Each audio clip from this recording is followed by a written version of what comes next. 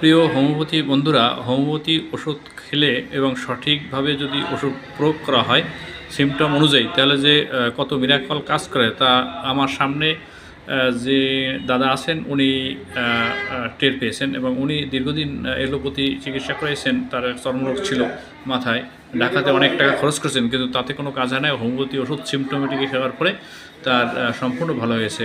আমরা তার নিজের মুখে শুনি তার কী রোগ ছিল এবং সে এই রোগ সে হোমিওপ্যাথি ওষুধ খেয়ে এখন কী পর্যায়ে আছে তার নিজের মুখ থেকে আমরা শুনব। আমি শুধু তার সিমটম অনুযায়ী প্রথমে মার্কসল দিয়েছিলাম এবং পরে সালফার দিয়েছিলাম, তাতে সে অনেকটা উপকার পেয়েছে বিভিন্ন দিক থেকে। তো আমরা শুনি তার মুখের কথা, সে আগে কেমন ছিল, কী রোগে ভুগছে এবং কতদিন ভুগছে এবং এখন সে কেমন আছে।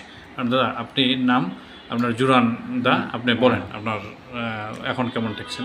আমি এখন অনেক সুস্থ এবং সব দিক দিয়েই সুস্থ। মানে চুলকানি আগে মাথা দিয়ে কষ পড়তো, জটা জটা লাগিয়ে যেত, চুলে মনে করেন বাইয়ে পড়তো, এই সাইড দিয়ে বাইয়ে বাইয়ে পড়তো। এখন এই দাগগুলো রয়ে গেছে, কিন্তু আমার সম্পূর্ণ রোগ এখন সুস্থ। আগে অনেক টাকা পয়সা আগে অনেক টাকা পয়সা আমি খরচ করছি।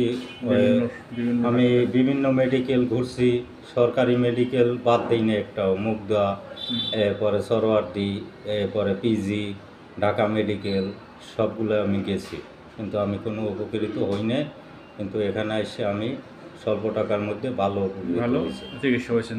হোমিওপ্যাথির সৌন্দর্যই এটা যে অল্প খরচে জটিল জটিল যে সমস্যা সেটা সমাধান করা হয় হোমিওপ্যাথি, কিন্তু চিকিৎসা করতে হবে যথাযথ এবং সিমটোমেটিক। হোমিওপ্যাথির মূল থিওরি হলো treat the patient not the disease.